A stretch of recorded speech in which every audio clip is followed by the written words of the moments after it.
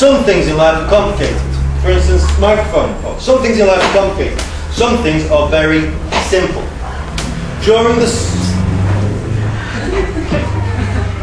Make it simpler. Thank you very much. During the summer holiday, I'm a teacher, so I like talking about the summer holiday because it's 6 weeks long. I think it's probably the best profession, apart from perhaps a vicar, because they only work Sunday mornings. Well, it's what I've heard. Anyway, during the summer holiday, we were in Canada and we went axe throwing. Now, I don't know what exactly I was expecting, but it was really, really simple. Nothing complicated at all. You took an axe and you threw it at a board. There is a video.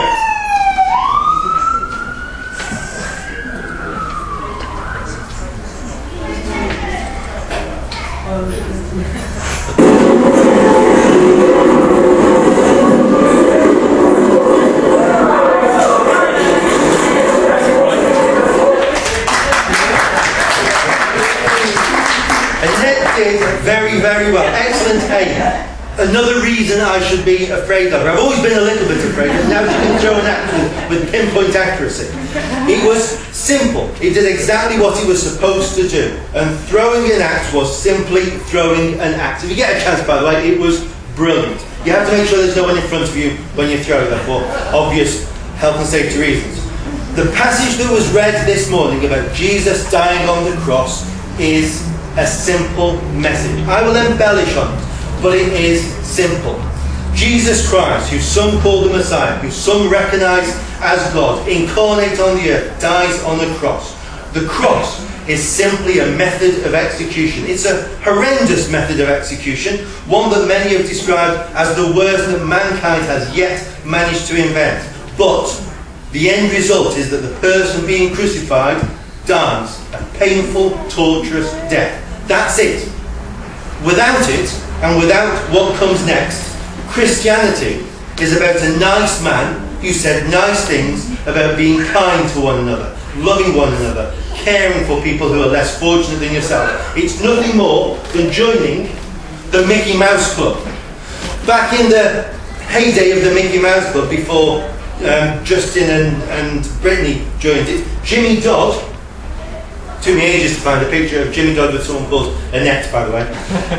Jimmy Dodd, who was the host of the TV show and the head mouseketeer, would make statements known as Doddisms. You must learn to walk before you can run. Jimmy's favourite Doddism: I expect to pass through life but once. If therefore there be any kindness I can show, or any good thing I can do to any fellow being, let me do it now, and not defer or neglect it, as I shall not pass this way again. He stole it, as it happens. He stole it from a French philosopher. But these were just good sayings.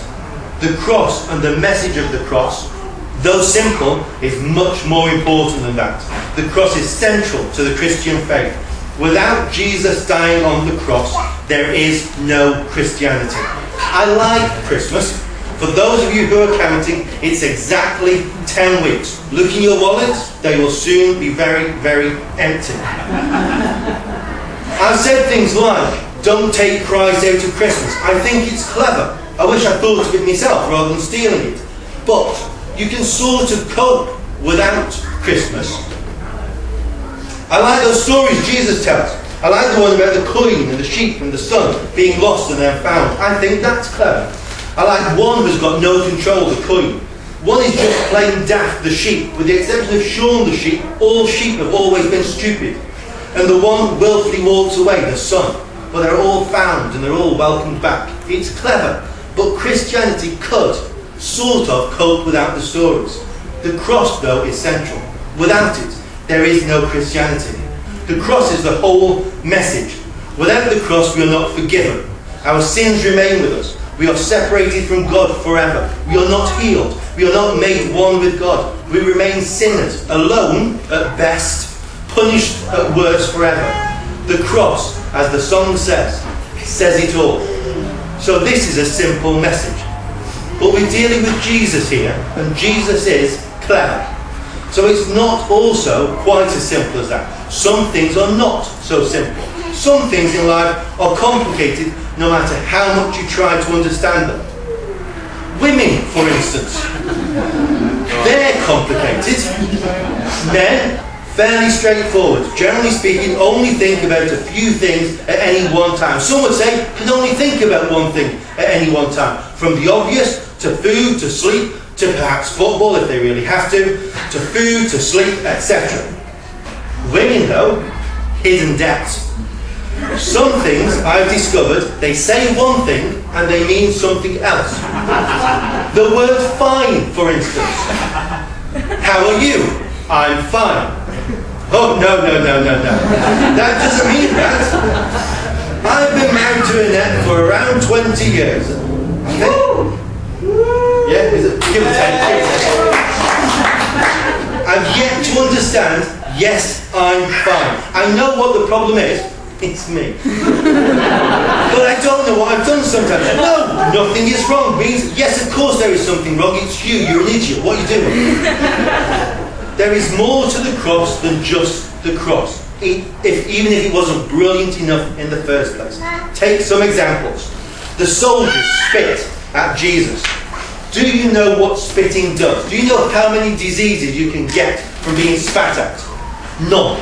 Practically none. Spitting is not about torture. It's not about pain. It's about humiliation. It's about one person showing their total disrespect for another. Jesus, creator of the universe, who flung stars into space, is spat upon by the very creatures he created. It's foul and it's nasty.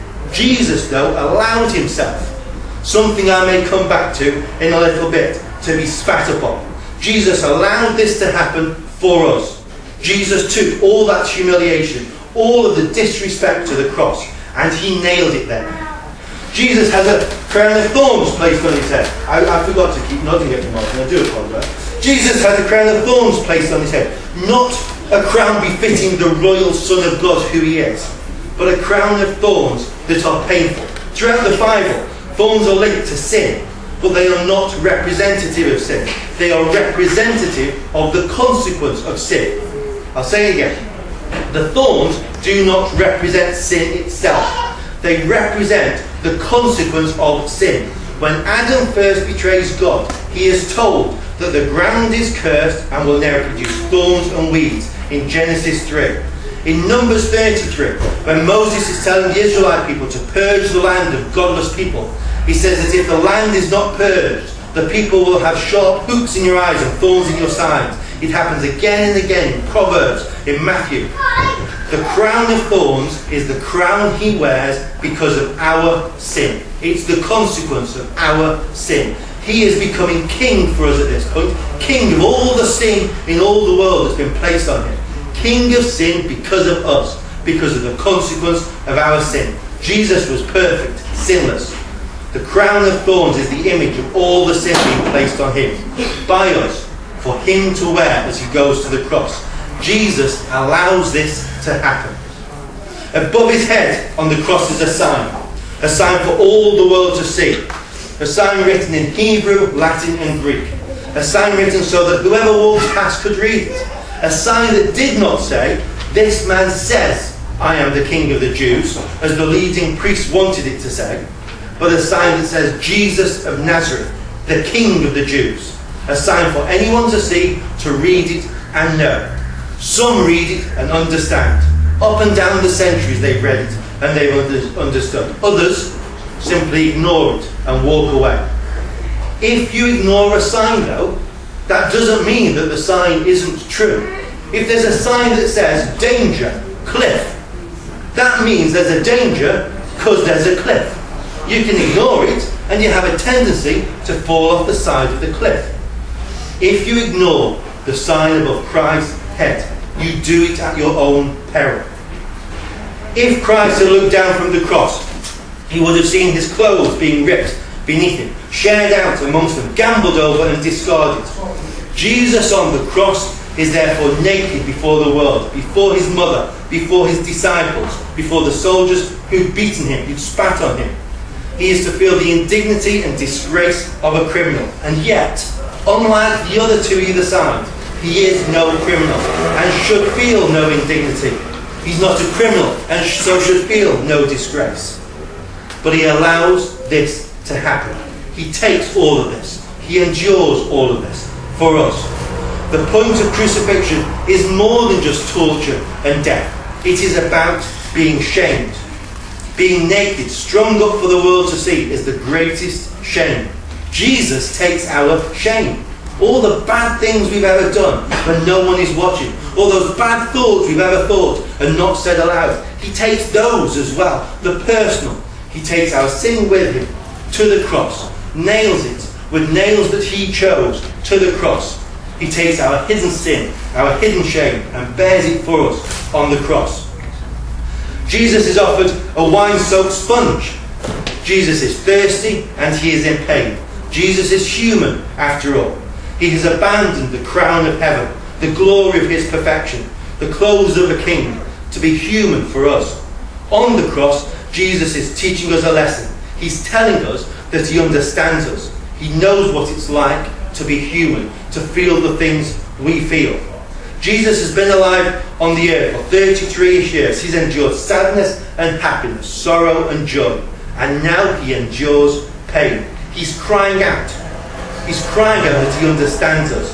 He has taken our sin, but he's also taken our heartache. He's taken our burdens, but he's also taken all that hurts us and says, I understand. No other religion has as their figurehead God in pain, crying out, punished and tortured for the salvation of the people that he has created. He understands us. Everything we're going through, he has been there. Did you ever watch the TV show Quincy when you were younger? I doubt it's on TV anymore, even if TV Gold still exists. I don't know if it does. Quincy M.E., medical examiner, is probably not on. He was a pathologist. Do you remember the opening segment? All the medical students stood around, slowly collapsing as Quincy performs an autopsy. All the things we know about medical science are pretty recent. Did you hear about the two blood cells that met and fell madly in love? It didn't last though. It was all in vain. Don't worry, I've got more. On the internet the other day, I went on conjunctivitis.com. That was a sight for sore eyes.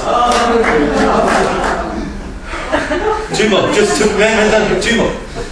Did you see the sign on the lawn at the drug rehabilitation centre? It said, keep off the grass. Think about it. Last one. I used to have a joke about Alzheimer's.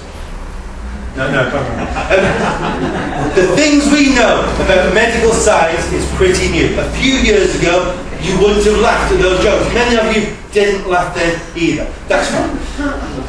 If you go to your doctor tomorrow, he's unlikely to prescribe you a course of leeches. There's a point to this, by the way. Jesus is stabbed with a spear, primarily so that the Romans don't fall foul of the Sabbath laws. And so there's a need to ensure that he is dead. The other two criminals have their legs broken to speed up their death. However, and here is real clever stuff, blood and water come forth. Why is it clever? It's clever for two reasons. Firstly, what does the blood and the water represent? The blood is the sacrifice cleansing us of sin. That is clear. The water is the cleansing that has happened now, working in us. Think baptism. Think Holy Spirit. Theologically, we call the first the blood, positional sanctification, because of Christ's work for us. The second, the water, is progressive sanctification because of Christ's work in us. Hebrews 10:14 says, by one sacrifice he has made perfect forever those who are being made holy. Do you see the blending of the tenses? He has made perfect. Next slide, please. Positional sanctification. Those who are being made holy. Progressive sanctification. Next slide, please. It's doing both things at the same time. God's work for us and God's work in us. However, it's also clever because the second reason, the Quincy reason, the why I brought him up, blood cells, all those kinds of reasons. When a body is dead and the blood and the water stop coagulating, they separate when the body is cut. So what you get is blood and water. What we read in the Bible is true. This actually happened. The writers didn't know this medical stuff. They didn't watch House and Quincy. They were busy wandering around doing whatever they did, not watching Netflix because they didn't have it. The writers wrote what happened. This little nugget of future scientific fact is one of the many where we can read and hear in the Bible about what is true. Not just because the Bible says it, but because scientifically we now know it to be true. The next part of the story of the cross I'm going to talk about actually happened before Jesus is stabbed. Two criminals, either side of Jesus Christ. Both are criminals, no suggestion otherwise, as Annette read. They have come to appreciate it. If I wanted to put a God spin on it, they recognise their sin. Both look at Christ. Both literally see the same thing, a man dying on a cross. What they do with that information determines their future. Their limited future, as it happens. Time is fleeting. All of us, time is fleeting. Both criminals see Jesus. One sees a man who he mocks. The other sees God for who God is and asks to be remembered and looks for forgiveness. And Jesus, even at that last moment, forgives. He talks of paradise. Even in the most hopeless situation, he brings hope. Even in the worst of times, here he is, alongside, keeping his eye on paradise that he knows one day we can all share. What do you see when you look at the cross? Do you see a delusional man dying a delusional death with crazy words on his lips? Or do you see God who tells you with his dying breath that he understands, that you can trust in him, that he has given up the glory of heaven, his royal kingship and kingdom, and he's allowed himself to be tortured to death so that you can be with him in paradise? We're going to take communion. Stephen's going to come and sing us a song as we take communion. Communion is a time when we remember what Christ has done for us. It's a time when we think of his broken body, his torn flesh, representing the torn curtain in the temple, giving us immediate access to God.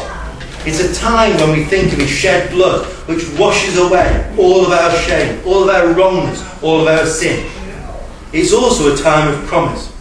As Jesus says, he will not drink the wine again until we're in the new kingdom. That is, until we are with him in paradise. We'll take communion. I've got some more things to say afterwards because I can't quite leave it there. But we'll take communion now. See you. Yes, please.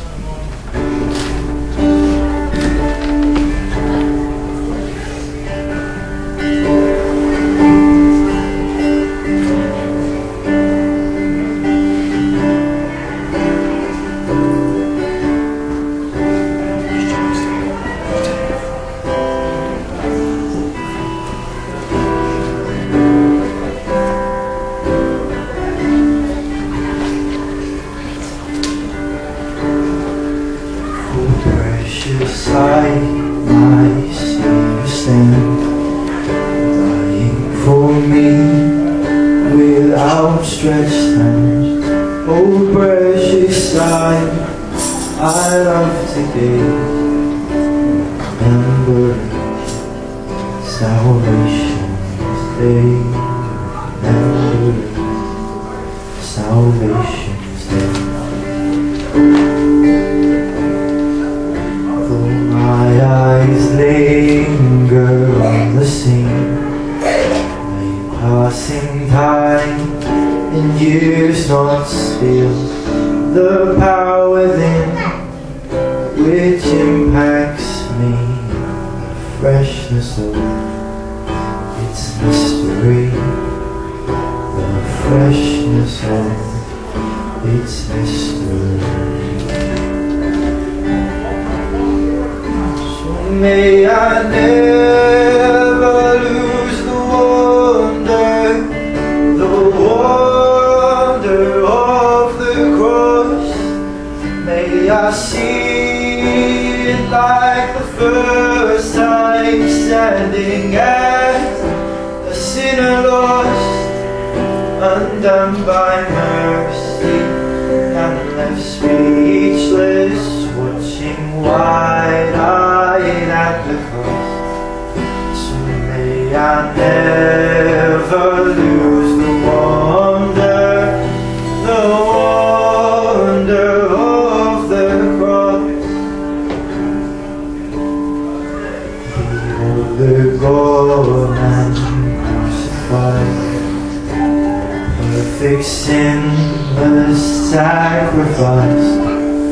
As blood ran down those nails and with history was split in two.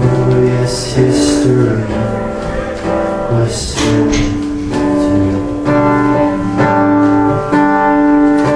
Behold the empty wooden tree, his body gone, alive and free. We'll sing with everlasting joy, for sin and death they all destroy. Yes, sin and death, they've been destroyed. So may I never lose the wonder of the cross.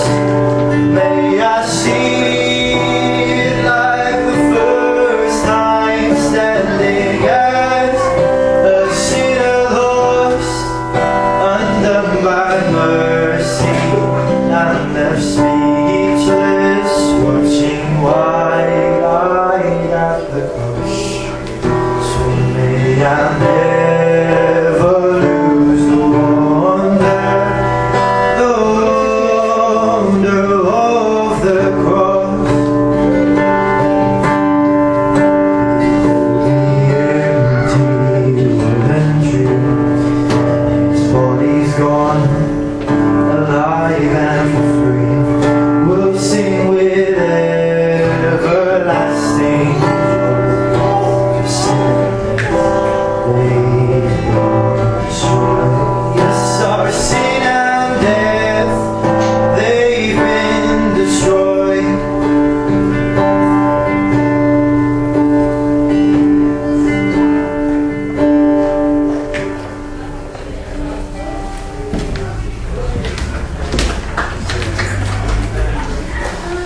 I said I wanted to come back for two things.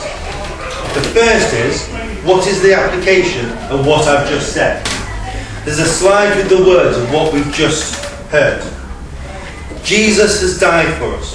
He's taken all of the sin and all of the shame and all of the torment and all of the misery and the loneliness and the agony, and he's taken it upon himself and he's nailed it to the cross. It is done.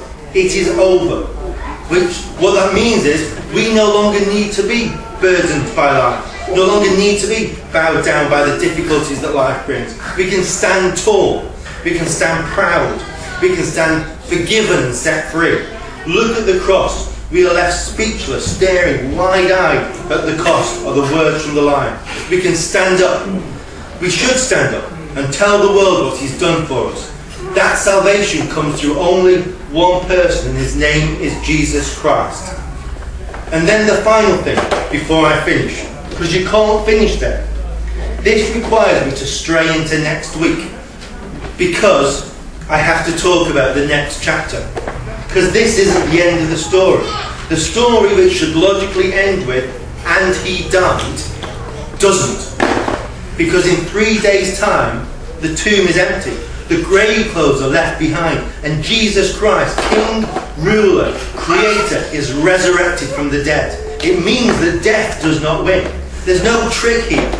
Almost every time I've spoken about the cross, I've made reference to the film The Passion of the Christ. Today should be no exception. I like the film. Mel Gibson, there are issues, but the film, I like.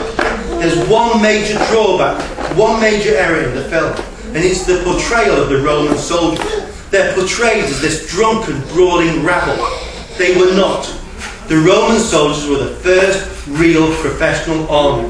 That means when they kill a man, he dies and he stays dead. The Romans executed Jesus. There's no denying it. Therefore, he should be dead.